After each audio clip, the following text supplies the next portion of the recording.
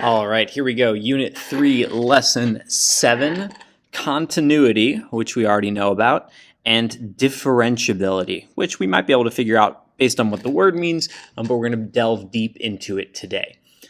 So a quick review. Continuity is something we already know about.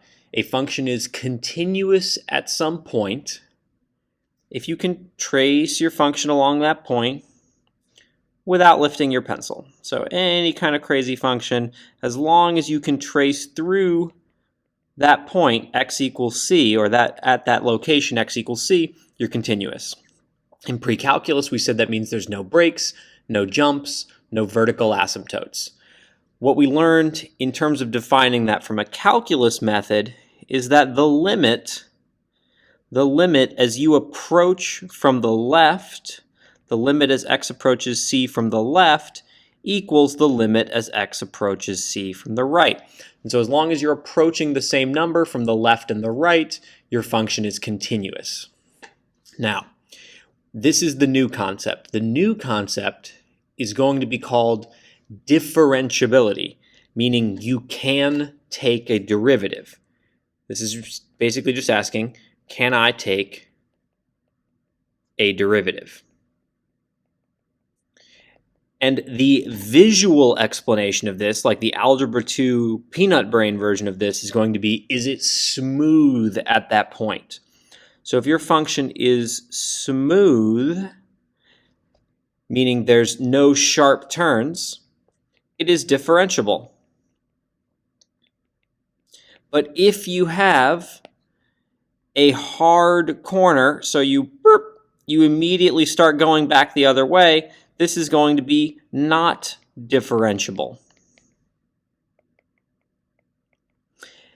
And the reason for that is the derivative, you'll remember, is a limit. And so if I try and take the derivative at the first peak here, if I think about the slopes of those tangent lines, yeah, whether or not I'm coming from the left or the right, the tangent lines are approaching the same slope. But if I hit a hard corner, one tangent line is pointing directly down to the right, the other tangent line is pointing directly down to the left.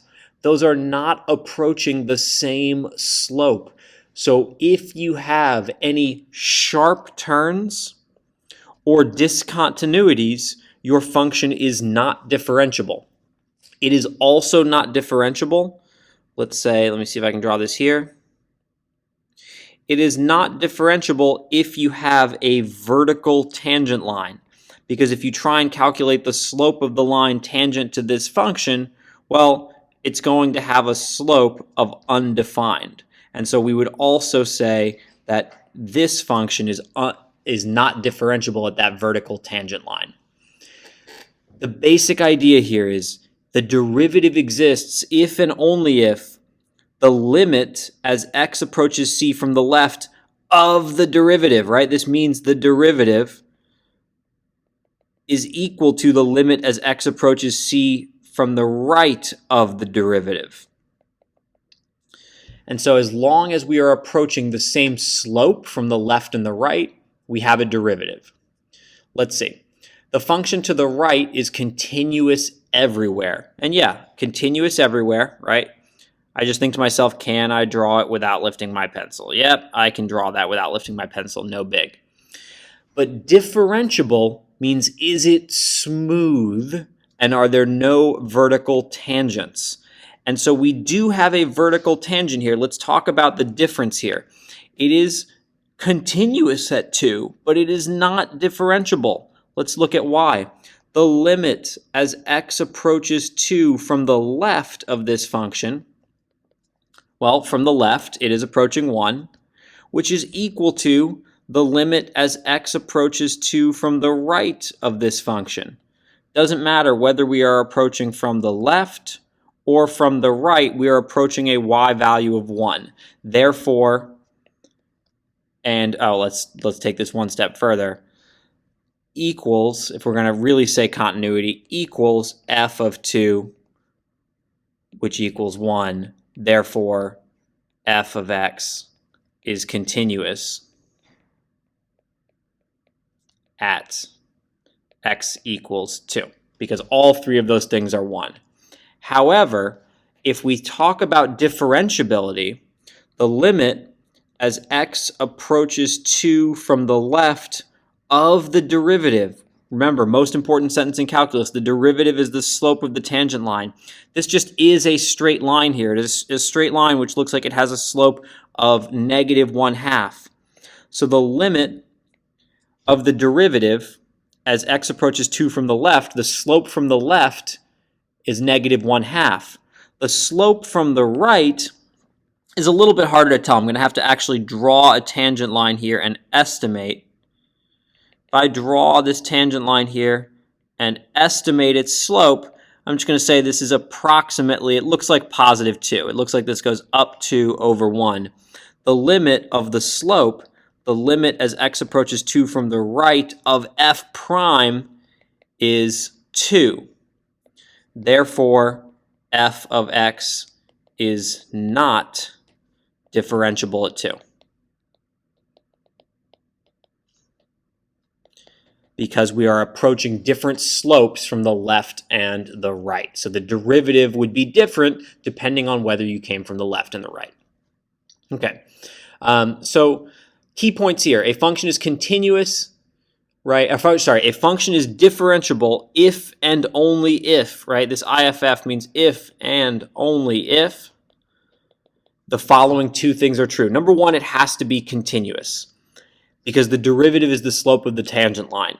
So if I have a discontinuity, well, I can't even draw a tangent line at that open circle because it doesn't touch. Tangent means touch. So there's nothing to touch, there's no derivative. So you have to be continuous. And B, the slopes have to be the same from the left and the right. So this function would be differentiable. This function would not at this point because there is a hard corner. So the slopes of the tangent lines are the same from the left and the right. Let's look at just what this looks like on delta math. It says show the x values where this function is not differentiable. Okay, well, it has just a discontinuity, right? And I said above, if you're discontinuous, you're automatically not differentiable. So one of them is x equals -1. And I can just say because not continuous. It's not even continuous. However, there are also three more. There are also places where this function is not differentiable at x equals -6 and x equals +6 because you have a vertical tangent line, meaning the slope of the tangent line would be undefined. Finally, you have one more. You have one more here at x equals 1 because you have a hard corner. You have a hard corner, a sharp turn, you'll hear me say at sometimes, and you'll also hear me say a cusp. So those are three things because the slope from the left and from the right would be different. One would be, it looks like around +3. The other would be around -3. So two different slopes there from the left and the right, not differentiable at 1, 2, 3, 4 different locations. Algebraically, we can also apply this same logic. So let's say we are considering the piecewise function g of x equals the square root of x plus 1 from 0 to 3 and 5 minus x from 3 to 5. So if I just think quickly in my head about what this function looks like, right, what I want to figure out is what's happening at the handoff. What's happening 1, 2, 3, 4, 5. Let's give ourselves some room. What's happening at exactly this handoff here? Because I know this in general, this is continuous. And I know this is continuous, at least for x is greater than 0. Continuous. What I care about is what happens at the handoff of x equals 3. And so we just have to plug in g, the limit, as g approaches 3 from the left of f of x, or g of x. Sorry, not as g approaches 3. The limit as x approaches 3 from the left of g of x is equal to the square root of 3 plus 1 is equal to 2. And the limit as x approaches 3 from the right of g of x equals 5 minus 3 equals 2. And just for good measure, actual g of 3, the or equal to is on the top function. So g of 3 is equal to square root of 3 plus 1 is equal to 2. So therefore, if I was doing this as a full free response, therefore g of x is continuous at x equals 3. Okay, because both of these functions, 1, 2, 3, 4, 5, both of these functions are equal to and approaching y equals 2. All right, but now, is g of x differentiable at x equals 3? Is g of x differentiable at x equals 3? Now I need to know what is the limit as x approaches 3 from the left of g prime of x, of the derivative. Well, the derivative is going to be different from the left and the right, so we're going to need the derivative of, and I'll just do this up here, the derivative of the square root of x plus 1, or x plus 1 to the 1/2. And so this is going to be equal to here 1/2 times x plus 1, 1/2 times x plus 1 to the negative 1/2. Chain rule gives us a times 1 there, so it doesn't really matter. So let's plug in 3. 1/2 times 3 plus 1 to the negative 1/2 times 1. That's going to be equal to 1/2 times 4 to the negative 1/2. That's 1 over 2 times the square root of 4. That's 1 over 2 times 2. We have here 1 over 4. So the slope from the left is 1/4. Let's look at the slope from the right. The limit as x approaches 3 from the right of the slope, g prime of x, is equal to, well, it's just the derivative of 5 minus x. The derivative of 5 minus x is just equal to negative 1. So because these two limits are different, g of x is not differentiable at x is equal to 3. And so visually what this would look like, I'm going to do a quick sketch here. Let's see.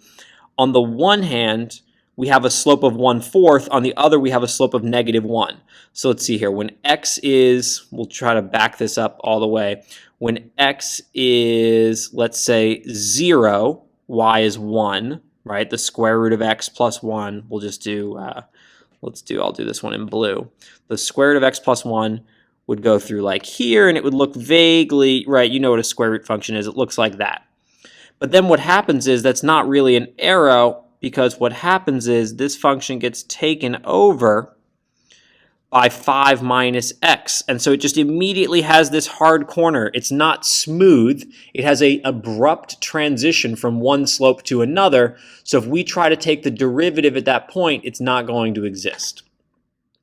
All right, one more here just so you can see the full extent of this.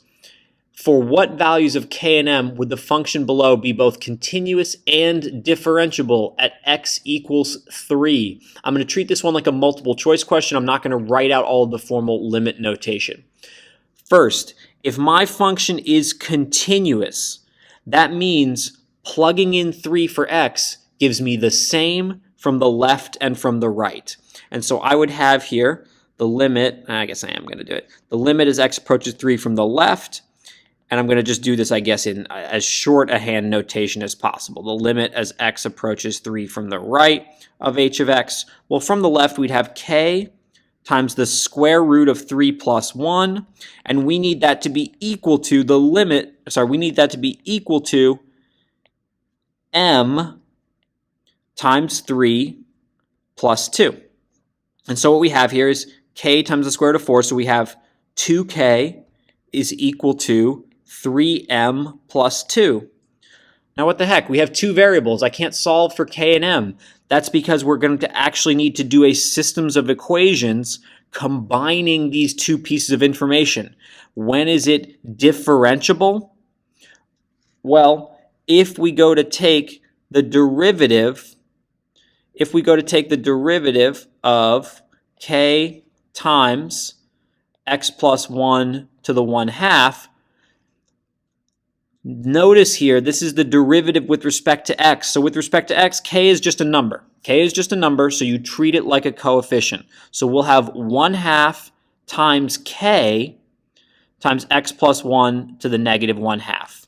And so from the left, the limit as x approaches 3 from the left of h prime of x, well, that will be equal to 1/2 k times 3 plus 1, the square root of, 4 to the negative 1/2, 4 to the negative 1/2. And that's going to be equal to the derivative of mx plus 2 with respect to x. So with respect to x, m is just a coefficient. So this derivative is just m, right? If that said 4x, the derivative would be 4. So it's going to be equal to just m. So what we have here is 1/2 times k times 1 over the square root of 4 equals m. So once again, we have 1/4 k is equal to m.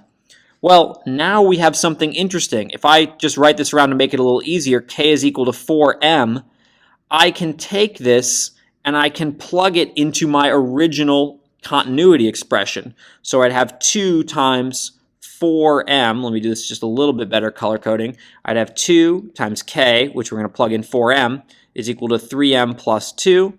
But now I know from my differentiability function that k is equal to 4m. So now we just solve this out. 8m is equal to 3m plus 2. 5m is equal to 2. And m is equal to 2/5. So if m is equal to 2/5 and k is equal to 4 times m, k is 4 times 2/5 is equal to 8/5. So the idea here is we basically assume to be true that this function is continuous, and so we set the limits from the left and the right equal to each other of the main function, and that it is differentiable. I never wrote here limit as x approaches 3 from the right of h prime of x. And we combine those two pieces of information to give us what k and m have to be to make that true.